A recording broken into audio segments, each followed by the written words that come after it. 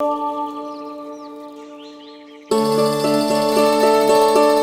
बहुत प्रसन्न हूँ आज, क्योंकि मेरी मैया भी प्रसन्न है और माँ भी।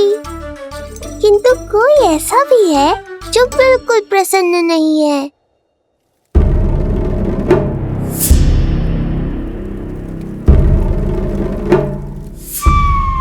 किसने की तुम सबकी ये अवस्था? किसकी मृत्यु ने पुकारा है उसे? उत्तर दो। हम नहीं जानते महाराज, वहां कोई था ही नहीं। किंतु कोई तो था महाराज। विष्णु था वो, छलिया विष्णु। कहां छुपा हो सकता है वो? विष्णु कहां छिपा है ये तो मैं भी नहीं जानता महाराज, किंतु जब से आकाशवाणी के विषय में आपने बताया है, मुझे एक शंका है जो लगातार मेरे हृदय को कचोट रही है। आकाशवाणी के अनुसार विष्णु का अवतार देवकी के गर्भ से 8वें पुत्र के रूप में जन्म लेने वाला था, अर्थात उसका जन्म उस बंदी गृह में ही हुआ होगा। तो फिर वो वहां से भागा कैसे? और उसे तो पुत्र होने वाला था महाराज। फिर वो कन्या, वो किसकी पुत्री थी? कहीं ऐसा तो नहीं कि उस बंदी गृह में कुछ ऐसा हुआ हो जो आपकी जानकारी के बाहर हो महाराज? और यदि कुछ ऐसा हुआ है तो क्या वसुदेव और देवकी के जानकारी के बिना ऐसा हो सकता था? मुझे तो लगता है महाराज कि आपकी बहन और आपके बहनोई दोनों ही आपके शत्रु विष्णु के साथ मिले हुए हैं। मेरी बहन और मेरा बहनोई, उनमें इतना साहस नहीं। उन कायरों ने तो मेरे भय से अपनी सभी नवजात शिशुओं को एक एक कर मुझे सौंप दिया था। वो मेरे विरुद्ध नहीं जा सकते।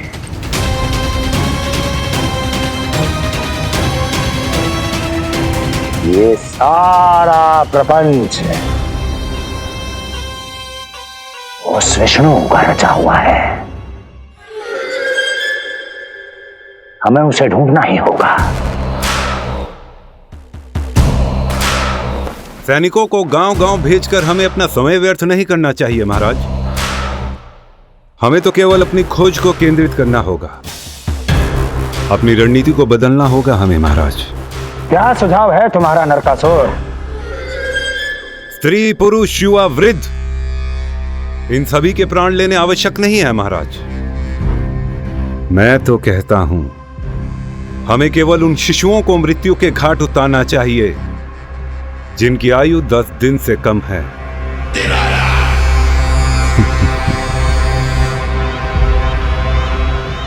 लगता है कंस को मेरा सुझाव अच्छा नहीं लगा।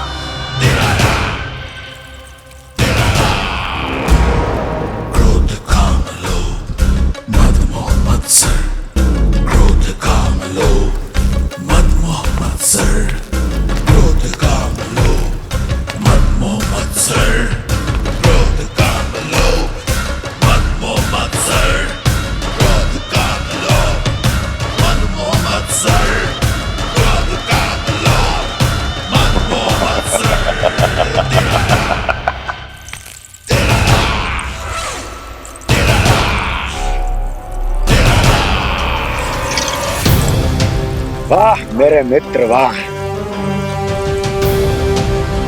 व्यक्ति की सफलता और असफलता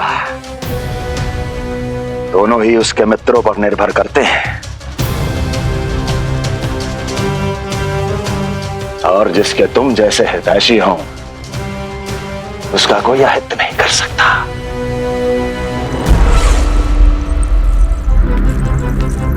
सर्वोत्तम सुझाव है ये। यदि हमें उस विष्णु को रोकना है तो 10 दिन से कम आयु के सभी बालकों के प्राणों को हरना होगा। अब बस हमें यह सोचना है कि इस कार्य को करने के लिए हम में से सबसे अधिक उपयुक्त कौन होगा। होगा नहीं महाराज, होगी। इस कार्य के लिए हमें एक स्त्री चाहिए, एक ऐसी स्त्री जो शिशुओं को अपना भोजन बनाने के लिए विशेष रुचि रखती हो।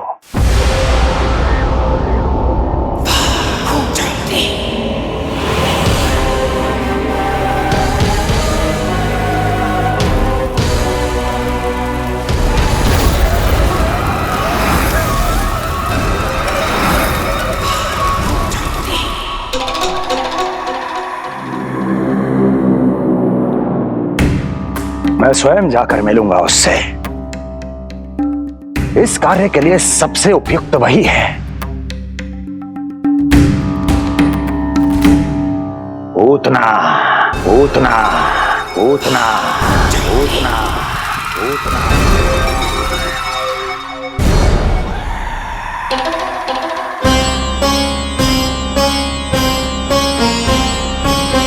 पूतना, पूतना।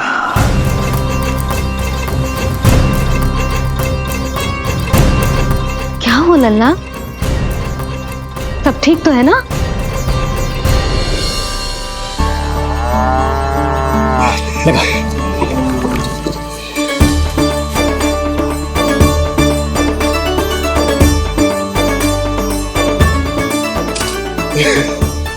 अरे अरे अरे क्या कर रहे हो? ये फूल टोकरी में धरवे लायक ना है बाजाई, ये तो घर द्वार सजाए के लिए।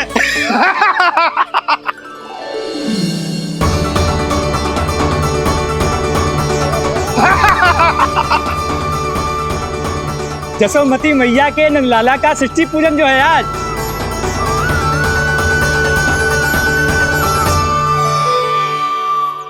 मैया मैया मैया। अरे तू तैयार ना हुआ अब तक? चल मैं तुझे तैयार करती हूँ। सीधा खड़ा रह। नंद महाराज के यहाँ षष्ठी पूजन के लिए जाना है कि ना? हम नंद बाबा के घर तो हाथी पे जाएंगे ना। तो फिर क्या घोड़े पे जाएंगे? ना हाथी पे जाएंगे ना घोड़े पे जाएंगे, हम नंद जी के घर पालकी में जाएंगे। सच्ची? हाँ, हाथी घोड़ा पालकी जय नंद गोपाल की। हाथी घोड़ा पालकी जय नंद गोपाल की। हाथी घोड़ा पालकी जय कन्हैया लाल की। हाथी घोड़ा पालकी जय नंद गोपाल की।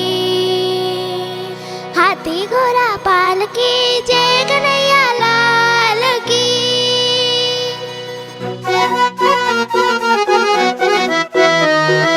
रंगोली रंग सज रहे न्यारे, इधर महक रहे हैं मोगरे वाले। मोर पंख के मुकुट लगा के पशु भी लग रहे कितने प्यारे। सज गए घर आंगन दीवारे, सज रहे बालक नर और नारी।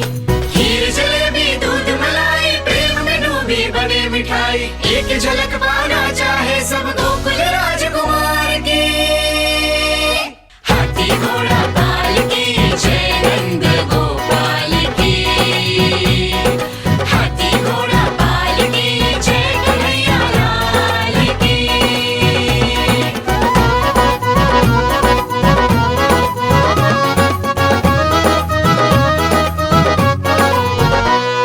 शोभित नीलमणि के तन पे, पीतांबर भी स्वर्ण सदम के। मोती माला कड़ा बजनिया,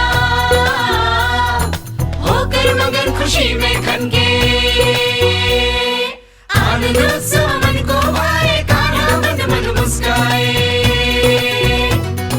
यशोमती अपने लल्ला को मंत्रमुग्ध देखी ही जाए। बारंबार वो दृष्टि उतारे अपने नटखट बाल की। हाथी घोड़ा पालकी जय नंद गोपाल की।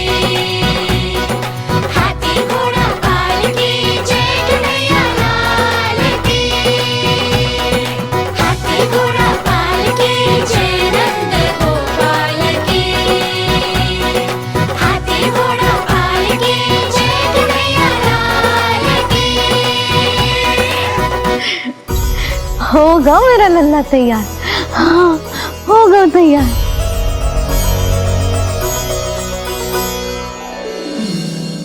आज नए वस्त्रों में कितना मनोहर लग रहा होगा वो।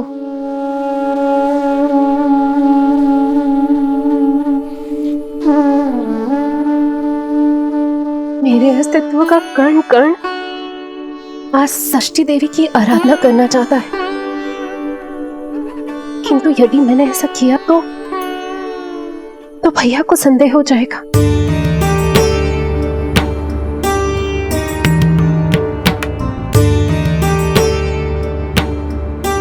दुष्ट शक्तियों से सदैव सुरक्षित रहे, किसी अनिष्ट या विपदा की छाया भी उस पर ना पड़े, वो सदैव खुश रहे।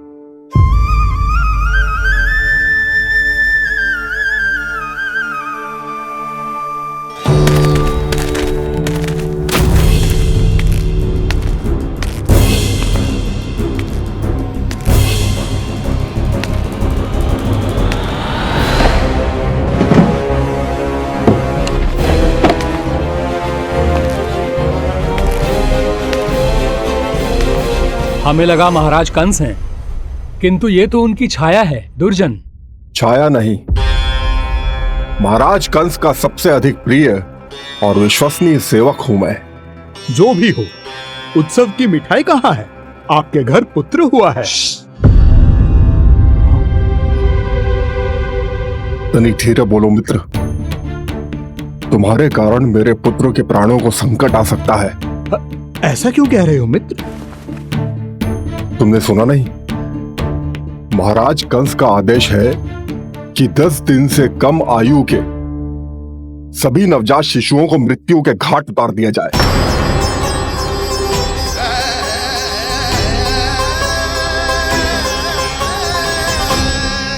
षष्ठी मैया की जय, षष्ठी मैया की जय, षष्ठी मैया की जय, षष्ठी मैया की जय, षष्ठी मैया की जय, षष्ठी मैया की, षष्ठी मैया की जय। है निष्ठा भक्ति करते समर्पित, देखो नंद यशोमती, देव भी दर्शन करने आए। ये महिमा है उसकी, संतान के हित के हेतु होती पूजा है जिसकी, पालन पोषण रक्षा करती है वो मां षष्ठी।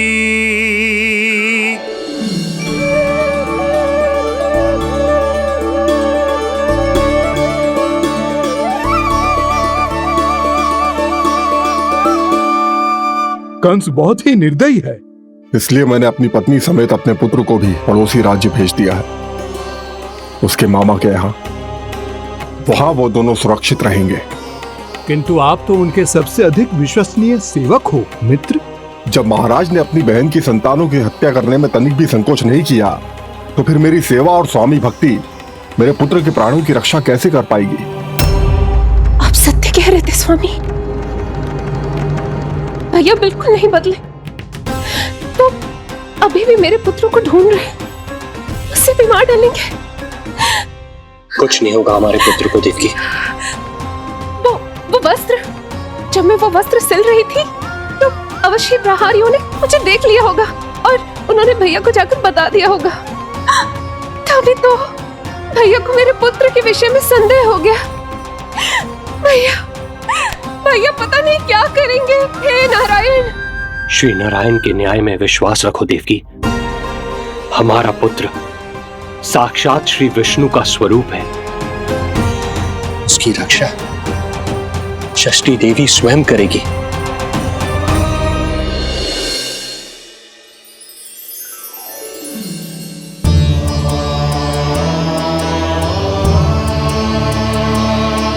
आ गए मधुमंगल।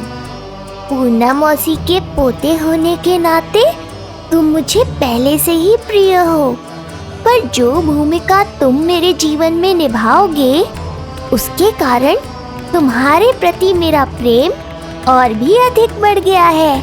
आओ मित्र, तुम्हारा सखा तुम्हारा स्वागत करता है।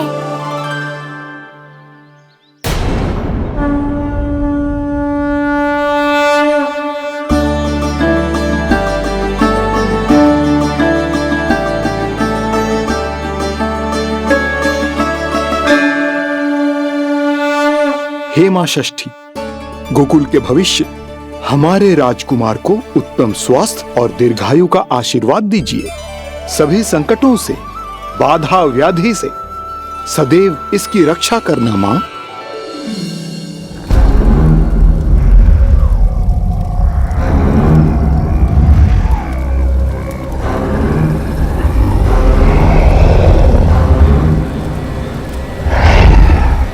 महाराज, मेरे होते हुए आपको कोई सफलता और असफलता के बीच केवल कर्म का अंतर होता है दुर्जन। मेरा शत्रु असफल हो, इसके लिए आवश्यक है कि यह कार्य मैं स्वयं करूं।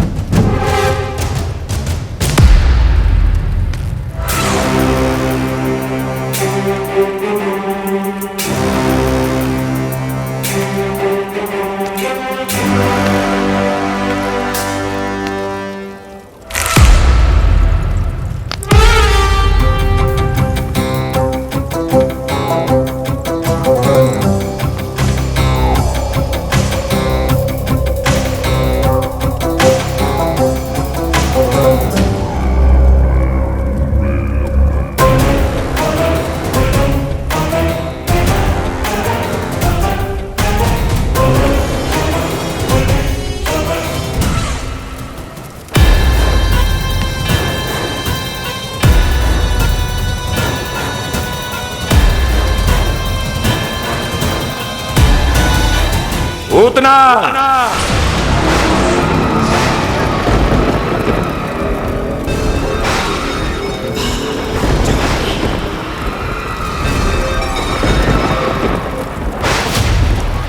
कंस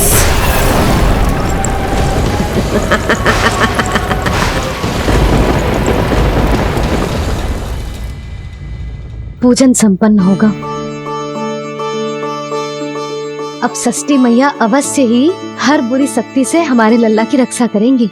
मैया, मैं बुराई का नाश करके धर्म की स्थापना करूंगा, चिंता मत करो आप। ये देखो, अतिथियों से मिलने के लिए कितना लालायित हो रहा है हमारा लल्ला। हाँ?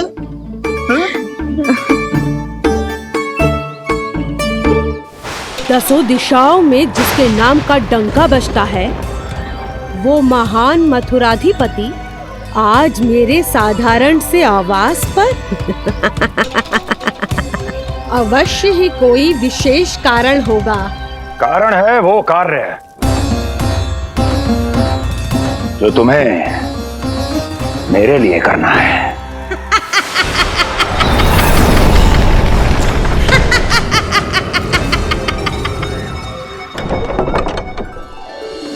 यशोमती मैया के नंद लाला की, यशोमती मैया के नंद लाला की, यशोमती मैया के नंद लाला की, यशोमती मैया के नंद लाला की, यशोमती मैया के नंद लाला की, यशोमती मैया के नंद लाला की।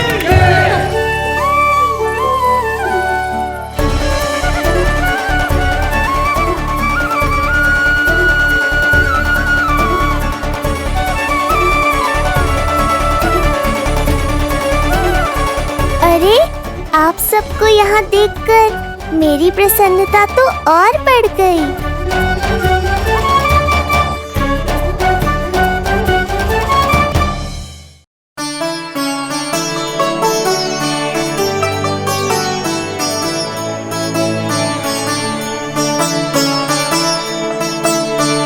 इतने आश्चर्यचकित मत हो मधुमंगल। तुम विशेष हो, क्योंकि जितने धर्मपरायण तुम हो उतना कोई नहीं। तभी तो तुम देवताओं के दर्शन भी कर सकते हो। पर तुम्हारी दादी कहाँ है मधु? मेरा उनसे मिलने का बहुत मन है।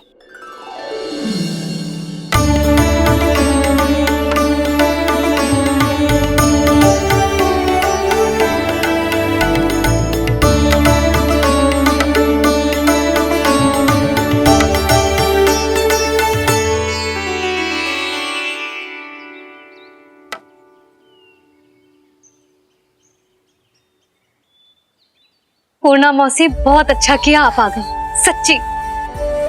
ये तो वही पुण्य आत्मा है, पुण्य मौसी, जिन्होंने भविष्यवाणी की थी कि जिज्जी के लल्ला होगो। तब लगो कि ब्याह के इतने बरसों के बाद ऐसा होना असंभव है, किंतु आज देखो।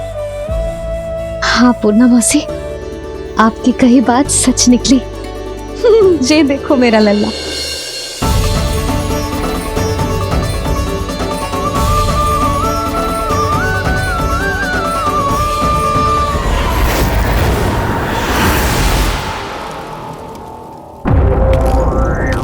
तुम्हें मेरा आदेश मानना होगा। महाराज हूं मैं तुम्हारा। यदि तुमने ऐसा ना किया तो परिणाम क्या हो सकता है ज्ञात है ना? मैं तुम्हारे भी प्राण ले सकता हूं। नवजात शिशुओं की हत्या करना तुम्हें भी प्रिय है ना पूतना? नवजात शिशु?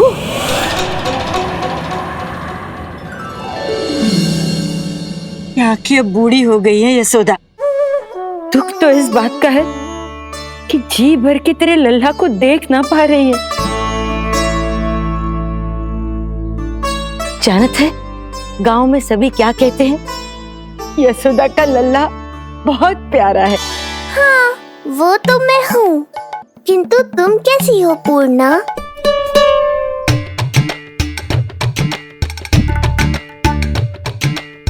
किसी ने कुछ कहा क्या? ना ना, अवश्य ही मुझे भ्रम हुआ है। चौंक क्यों गई? हमारा नाता तो जन जन का है पूर्णा।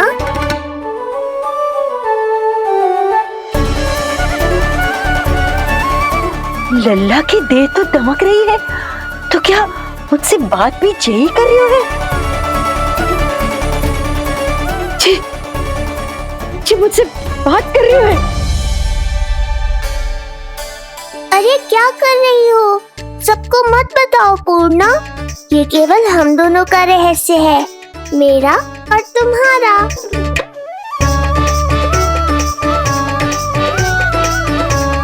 क्या हुआ मौसी? कहना क्या चाहती हो आप? जे बात कर रहे हो आपसे?